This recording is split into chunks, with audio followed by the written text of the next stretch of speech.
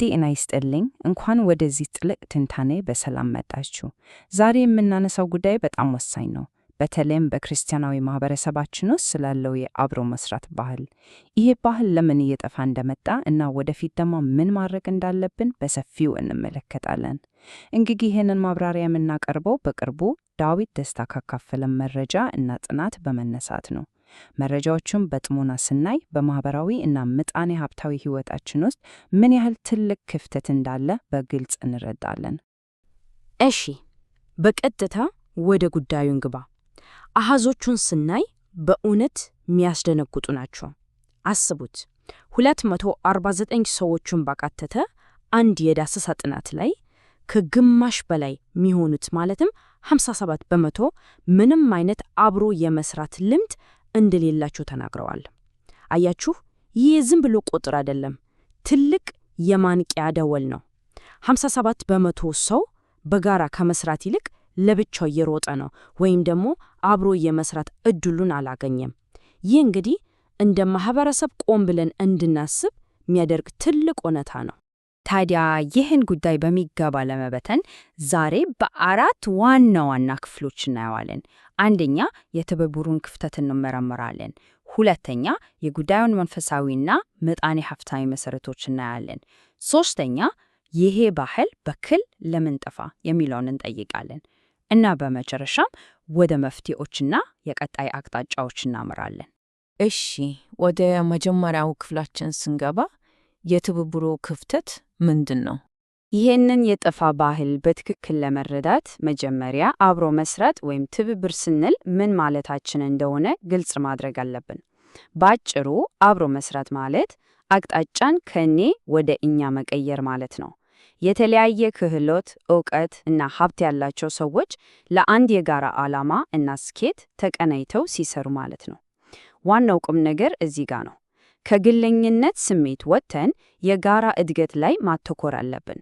ምክንያቱም የሁላችንም ልዩ አቅም ሲጣመር ብቻችንን ከምንሰራው በላይ እጥፍ ድርብ ውጤት ማምጣት እንችላለን። በመቀጠል ወደ ሁለተኛው ክፍላችን ስንሄድ የዚህን ጉዳይ መንፈሳዊ እና ኢኮኖሚያዊ መሰረቶች እንመለከታለን። ይሄ ከእኔ ወደ እኛ የምናደርገው ሽግግር እኮ እንዲሁ በዘፈቀድ የመጣ ሐሳብ አይደለም። በመለኮታዊ ቃል የተደገፈ ጠንካራ መሰረት አለው። መጽሐፍ ቅዱስ በመክብብ ምዕራፍ 4 ቁጥር 7 እስከ 10 ላይ በግልጽ ሲናገር ከአንዱ ሊግ ሁለት መሆን ይሻላል፣ ቢወድቁ አንዱ ሁለተኛውን ያነሳዋልና ይላል። እንዴት ደስ የሚል እና ጥልቅ ቃል ነው። በተመሳሳይ በእኛ ቆሮንቶስ ምዕራፍ 12 ላይ የቤተ ክርስቲያን አባላት ልክ እንደ አንድ አካል ብልቶች እንደሆኑ አንዱ ያለ ሌላው መኖር እንደማይችል ተባብረን መስራት ህልውናችን መሆኑን በደንብ ያስተምረናል። እና ይህ ደግሞ በሚገርም የሚያሳየን ምንድን ነው? መንፈሳዊው መርህ በኢኮኖሚው ዓለምም እጅግ ወሳኝ መሆኑን ነው። በኢኮኖሚክስ በኩል ስናየው አብሮ መስራት ብዙ ጥቅሞች አሉት። አንደኛው ኢኮኖሚ ኦፍ ስኬል የምንለው ነው። ሰዎች ሲሰባሰቡ ወጪ ይቀንሳል፣ አቅምና ትርፍ ደግሞ ይጨምራል። ሌላው ሀብትን ማሰባሰብ ነው። ብቻችንን ከቶ ልናስባቸው የማንችላቸውን ትልልቅ ኢንቨስትመንቶች በዕቁብ፣ በማህበር ወይም በሽርክና በቀላሉ መጀመር እንችላለን። በተጨማሪንም አደጋን ወይም ኪሳራን በጋራ መካፈል ስንችል የአንድ ግለሰብ ኑሮ እንዳይናጋ እንከላከላለን። የእውቀትና የክህሎት መለዋወጥም አለ አይደል? አንዱ በገንዘብ ሌላው ደግሞ በሙያ ተባብሮ ድንቅ ስራ ይሰራሉ። ታዲያ እዚህ ጋር አንድ ጥልቅ ጥያቄ ይመጣል። ወደ ሶስተኛው ክፍላችን ለፍና ይሄ ባህል ለምን ጠፋ? አብሮ መስራት እንዲህ መጽሐፍ ቅዱሳዊ መሰረት ካለው እና እንዲህ አትራፊ ከሆነ ለምንድን ነው ቅድም እንዳየነው 57 በመቶ ሰው ከዚህ ረቀው የሚገኘው? እጅግ የሚገርመው የችግሩን ስር ከሁለት አቅጣጫ ስናየው ነው። በሳይንሱ እና በስነ ልቦናው በኩል ስናየው በሰዎች መካከል ያለው ማህበራዊ መተማመን ይተሸረሸረ መጥቷል። የኢጎ ወይም እኔ ብቻ ልታይ የሚለው ዘመናዊ አስተሳሰብ ነግሷል። በሌላው በኩል በመጽሐፍ ቅዱሳዊ መነጽር ስንመለከተው ደግሞ በማቴዎስ 24:12 ላይ ከአመፅም ብዛት የተነሳ የብዙ ሰዎች ፍቅር ትቀዘቅዛለች እንደሚለው ነው። ፍቅር ሲቀዘቅዝ ትዕግስት እና መከባበር ሲጠፋ አብሮነትም አብሮ ይሞታል። እናም ዋናው የችግራችን ማጠንጠኛ ይሄ ነው። መንፈሳዊ ዲሲፕሊን ሲጠፋ ጥቃቅን አለመግባባቶች ትልልቅ እና ጠቃሚ ተቋማትን ያፈርሳሉ። አብሮ መስራት እኮ በጣም ሰፊ ትዕግስትን ይፈልጋል። የሌላውን ሐሳብ ማዳመጥን ይጠይቃል።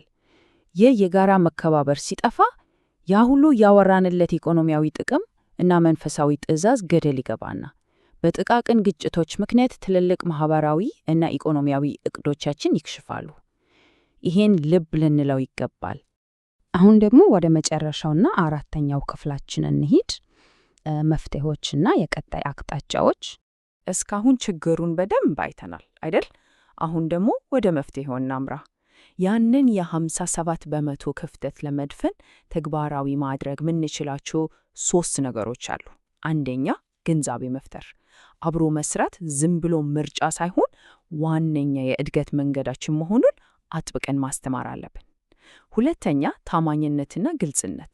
ማንኛውም የጋራ ስራ ውስጥ ግልጽ አሰራርና ተጠያቂነት ካለ የተሸረሸረውን መተማመን መልሰን መገንባት እንችላለን። ሶስተኛውና እጅግ ወሳኙ ደግሞ በትንሹ መጀመር።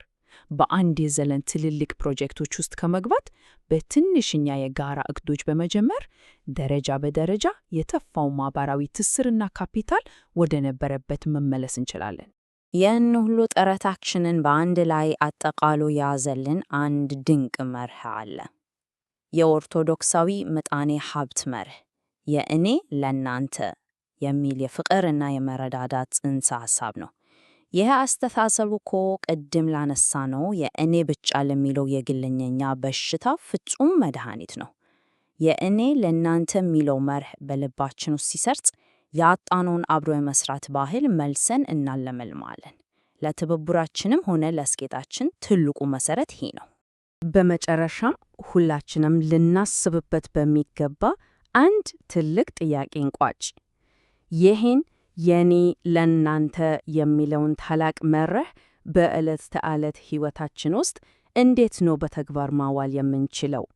ያንን 57 በመቶ የሚሆን ክፍተት ወደ የጋራ እድገት ለመቀየር እያንዳንዳችን ዛሬ ምን ማድረግ እንችላለን? ይህን ጥያቄ ለራሳችን እየጠየቅን በማህበረሰባችን ውስጥ አብሮ የመስራት ባህልን እንደገና ለማነቃቃት ሁላችንም የበኩላችንን እንውጣላለሁ። እስካሁን አብራችሁኝ ስለነበራችሁ ከልብ አመሰግናለሁ። በቀጣይ በሌላ አሳታፊ ርዕስ እስከምንገናኝ ደህና ሁኑ።